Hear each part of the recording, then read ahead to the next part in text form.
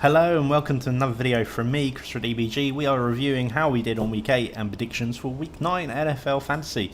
And week 8 proved to be a difficult game with family rivalry for I play my brother-in-law, who is generally really good and is doing well this season. So let's see if I can get myself out of the bottom, back into playoff contention for week 8.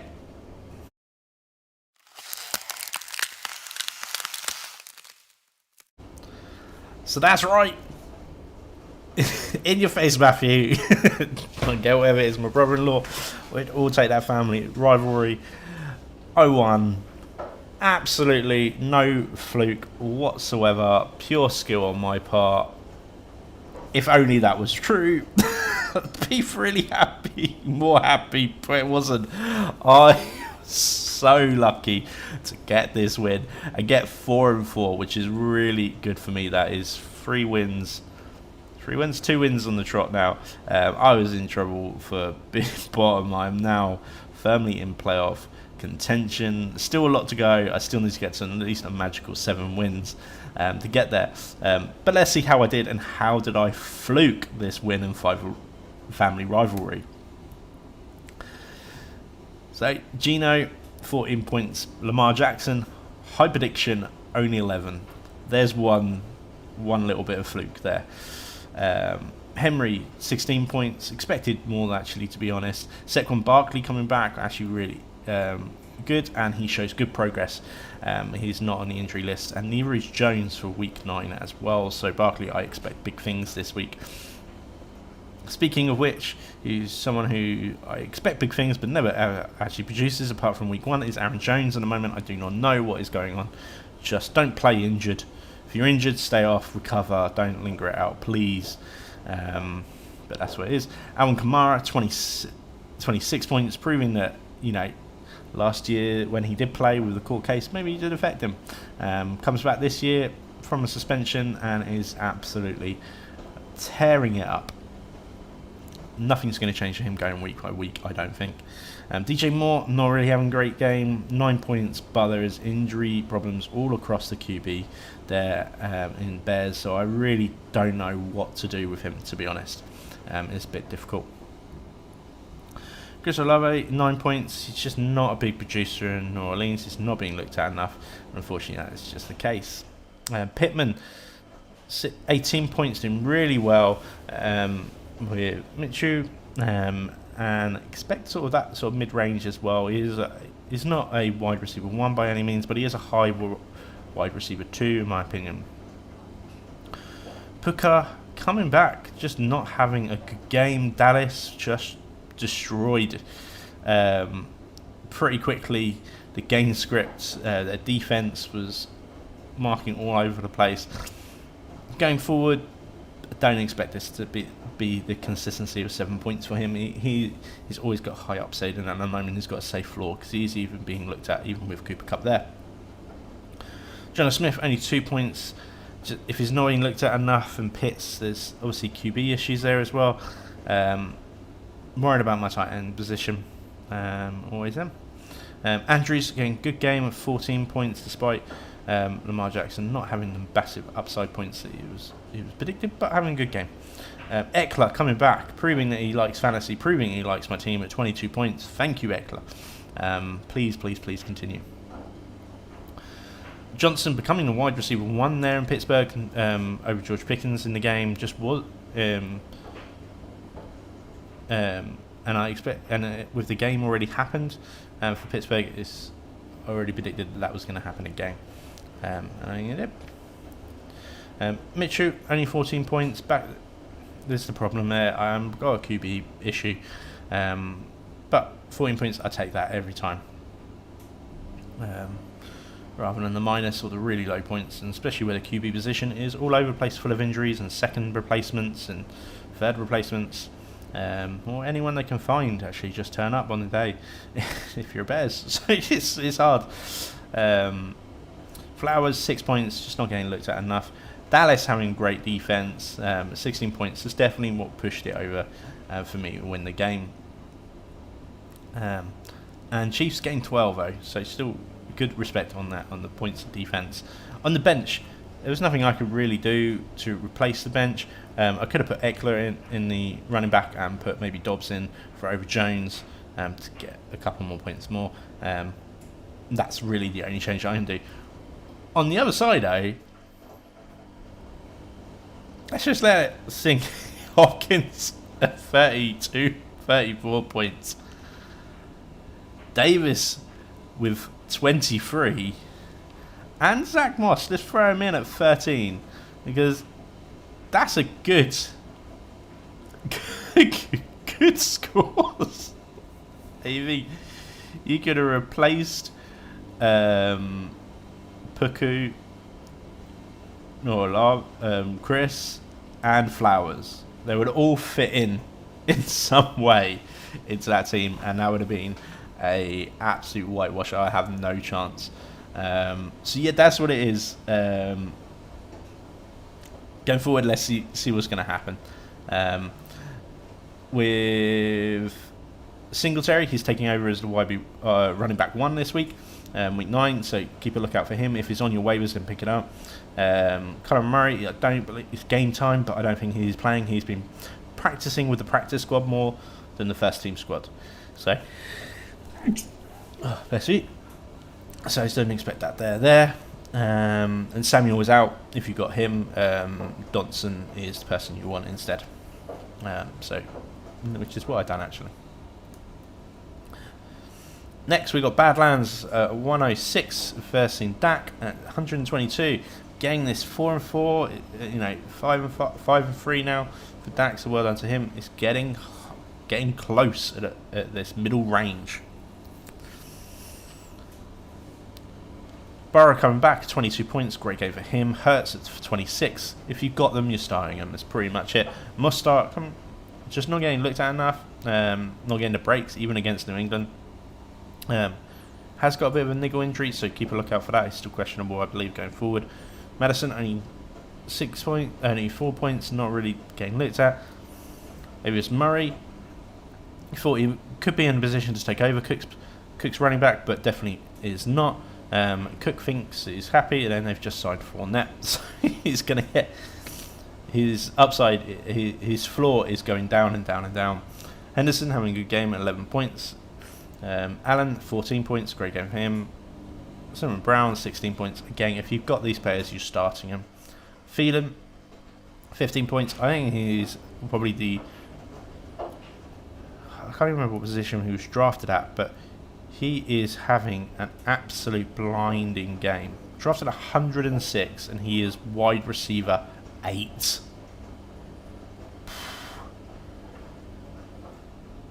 He's just been looked at all the over. When considering they're not a high scoring game, he is just getting plays, basically. Great for him. If you didn't pick him up, that's unfortunate. This is basically it. A bit, for me, is better than more.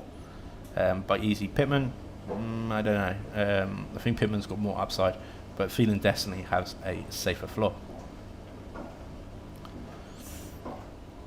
On the other side, we got Ridley, 14 points, good for him. If he's got the breakaway, he's getting high scores, but he has got a low ceiling, a low floor, I think.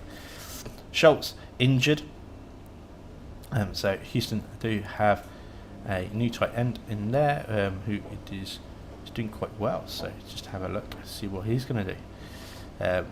Jake Ferguson, 14 points, getting looked at quite a lot over there. As soon as Dallas was in the lead, they played a short game, and Ferguson is a good safety net there. Brandon Ayuk, proving that he can still do what he does. 15 points, doing well for him. Drake London, 10 points. He is out for week 9, so you drop him if you can, if you've got time. Russell Wilson, 17 points. What happened there? Them just go, you know what, we're going to play the best football we've ever played before. And the offense hasn't been bad. We've got to look at it. The offense hasn't been bad. What has been bad is their defense, and actually they stepped up against Kansas. So well done. Justin Herbert, it's 23 points, having a good game as well. Bills 5, and Browns only having 4. Bills obviously have QB issues there, but they're still a good team to have. Mixon on the bench doing really well at 19 points, was not expecting that. And same with Osborne at 17 points. I didn't think he was going to get looked at as much. But you've got to look at Minnesota, that losing their, Jefferson, who I don't think is going to come back. Now Kurt is gone, I think they're going to tank. But we'll see. We'll see what happens. And on the other side, there wasn't really much bench difference between who you would replace. But 122, well done. Hitman 100 points, and it's still 2 and 6 are here. They are really in trouble, unfortunately.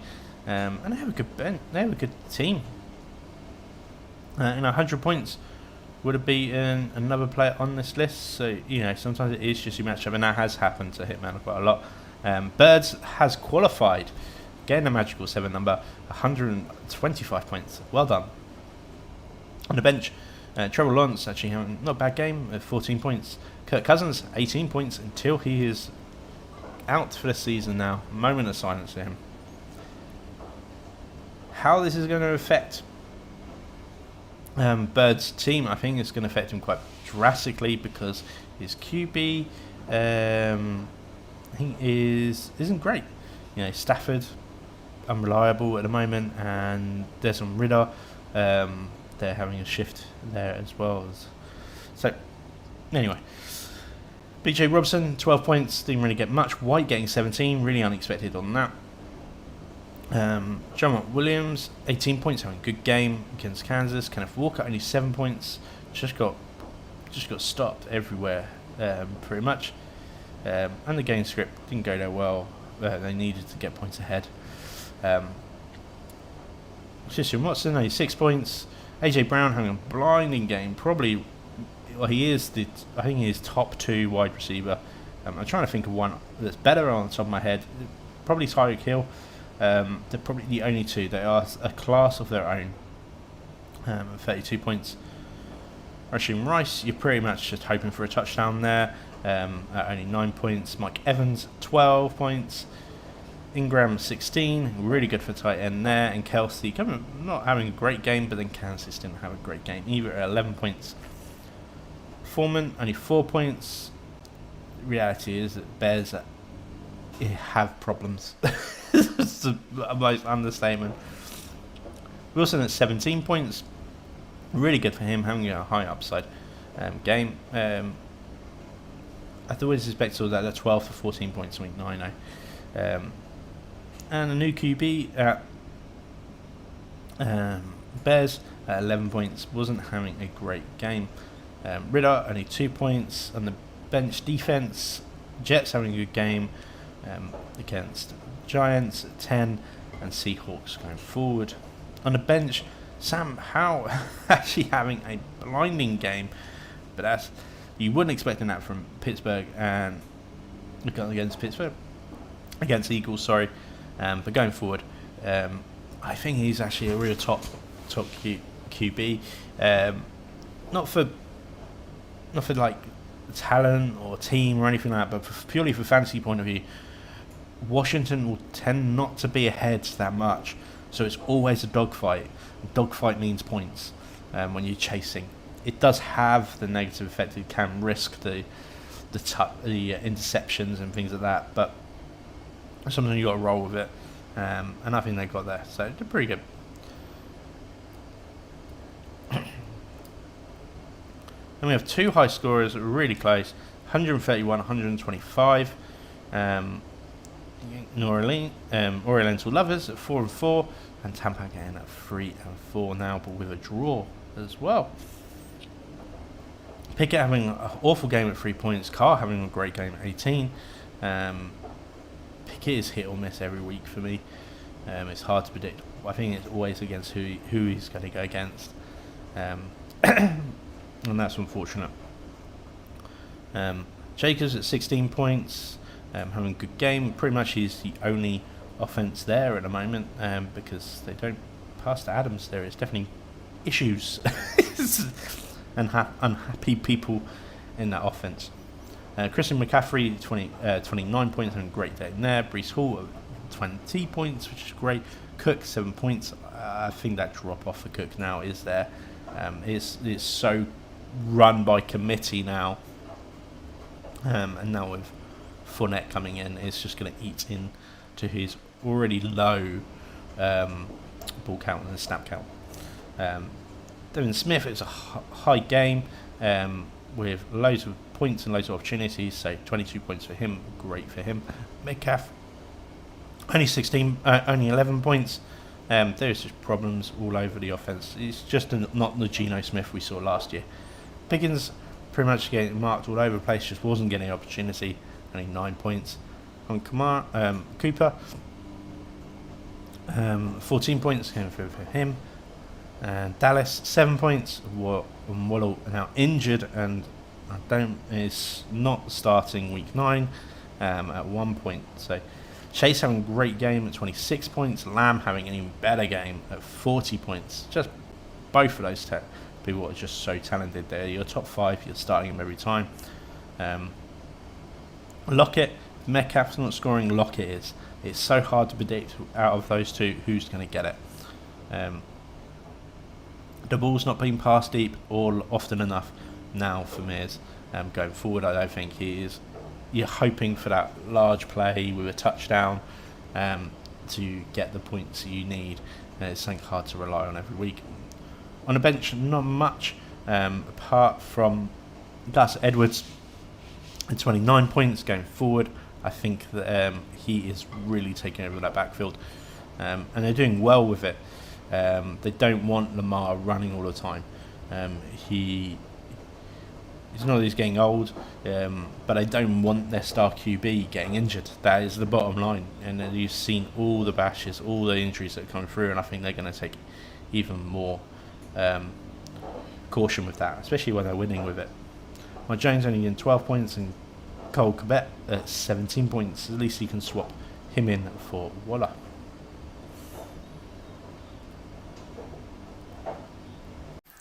So let's move on to Chicago and Ramsgate. It's a bad time for Ramsgate. At 1-7, and generally hasn't done anything wrong. He has got good draft from the very go, but now unfortunately people are just not performing. And then again, he's coming up against people that are scoring much higher points than him as well. Again, if he played a couple other people on this week, he would have won. And that's what it just comes down to. Sometimes it's really luck, and bye week is not doing any favours for anyone as well. So Chicago, again, 121 points. Patrick Mahomes, 5 points. Burst of the week. This is Patrick Mahomes. Dak Prescott, 28 points, having a great game. Defense, supported by defense, and then just could ball out, basically. It was great. Najee Harris getting 10 points, getting some more consistency for him, getting that low end RB2. Pollard should have done more. I don't know why they just basically ignored the running game, even when ahead. It didn't make sense to me, but they did, and that's what it is. Rashad Johnson, 6 points, just not doing well enough to take the Herbert spot, and I think when he comes back from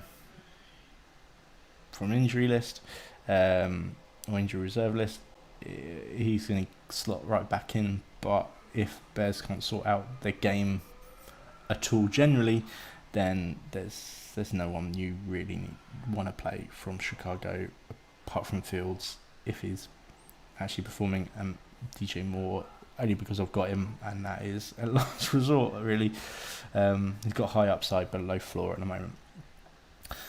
Ramon Stevenson, he's just not getting the work. And who would have thought Elliott actually taking more of a percentage and having an effect? Elliott's not a starter by any means, but their running game, but any touches that Elliott's getting is away from Stevenson, and he's just not getting the volume as he was last year. Chris Godwin, great game, 21 points, balling out. Diggs, 16 points, not getting as much as he could, but still performing at a high level. Jordan Addison, 21 points, having a great game there. Terry McCollum, 17 points, so an equally great game. Better things going forward with Samuel going out as well. TJ Hopkins, 20 points. What a great start for him. Doing really well with this week, but how is he going to perform with backup quarterbacks? Or Dobbs? Is Dobbs in? Yeah. I think Dobbs will look for him a lot more, actually, or not a lot more than 20 points, but he'll still be looked at a lot. I still think the consistency, yeah, I generally think it's the wide receivers that suffer more than Hopkins does. Logan Thomas, someone I dropped, don't know, for Smith, but generally he's doing really well at 16 points. Tyreek Hill at 26 points, doing really good on there as well. Tank Bell just plummeting at the moment, just not getting the high upside that he was in a couple of weeks that he had. Goff, only 12 points, considering there was such a depth there. It's just not getting the points there either, but unless he's getting the touchdowns, he's not going to get the points for you, but he is a safe floor every week. Baker Mayfield's definitely up or down, but definitely more ups than downs at the moment. 20 points there, and defense not really having much impact at all. On the bench, was there really anything that could have changed? Yes, Dobbs coming in. That was his last game. Now playing for Minnesota. No one was expecting big things from him because he's been on a bit of a downer at the moment, but definitely match dependent. He's really good. But now, going forward, once he gets used to the playbook of Minnesota, I think he's actually quite a safe bet every week because Minnesota generally has good wide receivers. There's an okay running back. There's a good O-line as well. So, and is in a better place than what he was. By no means they're not top, but it's definitely a better place than what he was. And lastly, you have Cleveland Steamers at 5-3. Fanatic Wanderers, who are now also 5-3 because of their loss, only getting 98 points to 134. Josh Allen having a great game. Tua having a great game as well. Running backs, both, as well as, a couple of drop-offs later on. Both having a great game. Travis Etienne and Jamal Gibbs, both are the running back ones, and if they're given the opportunity, they are taking it. And go for them. Speaking of running back one that doesn't get the opportunity, even against Denver for some reason in Kansas City, did not make sense, only 5 points, but the game script was quickly away from Kansas and they were playing catch up. No one saw that coming. Swift getting 13 points, doing well on there. Nico Collins only getting 7, not really reliant. Someone who should have been reliant, Cooper Kupp, 6 points. Ugh. But Dallas did what Dallas do sometimes and just suddenly played the best game they've ever played, all out of nowhere. And unfortunately, there was no offense for that. They were just destroyed very quickly. Josh Downs getting 15 points in now. Waddle, absolutely great game at 25 points against New York. And he's gonna get, if he's on your team, you're playing him. Both Waddle and Hill you can play together, and they both gonna perform. Sam Laporte, 19 points, having a great game as well. He's a top 5 tight end for me moving forward. He's always on the field. He's getting the snap count, and they change the play. And if they change the play, he is on the field to be able to audio. So go for him. Michael Mayer, 2 points. Las Vegas just in deep problems there. And Taylor, not having a great game, only 10 points, but going forward, you expect better. Adams, you sort of would have expected better, but unfortunately, 2 points. He is not liking the wide receivers or the quarterbacks, and he went there for Carr, let's be honest. Yeah, it's not working out. CJ Stroud, 12 points, not getting much from there. He was expecting like a bit of a bigger score as a game, but it's what it is. He's a backup. He's a good quarterback at the moment, considering the alternatives that are out there. And Jimmy G is no longer there, no longer playing. He's got an injury at 4 points, so another backup quarterback there. Eagles minus 3 points, and Lions getting 14. Anything that could affect the game, yeah. Rock could have came in at 18 points, and Kendrick Bourne 12 points. But obviously Kendrick Bourne is now out for the season at New York. If New York didn't have any wide receiver problems already, they've now got, arguably their wide receiver one is now gone as well. On the other side, yeah, Kittle at 24 points, just balled out. He's hit or miss this year, but if you've got him, you want to play him generally, but not many people have another tight end like Sam Porter on the option as well, who I think has actually got a safer floor. So that is it going forward for, where's that coming up? For league, let's have a look.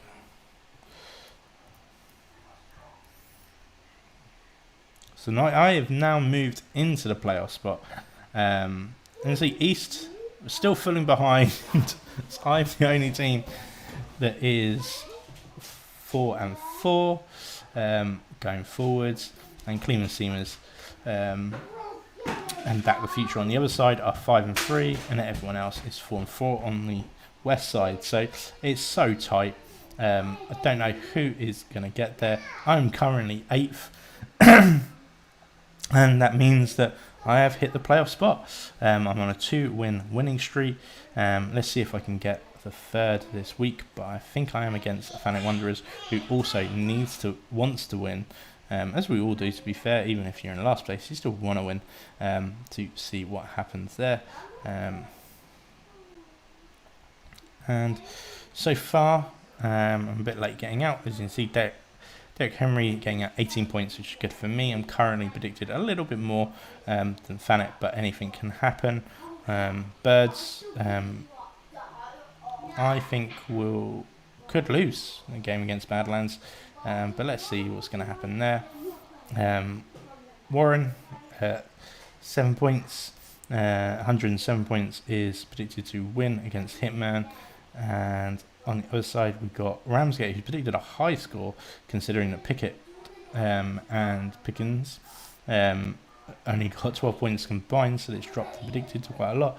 The other one, which is quite a high score wise, and generally it's going to be really tight.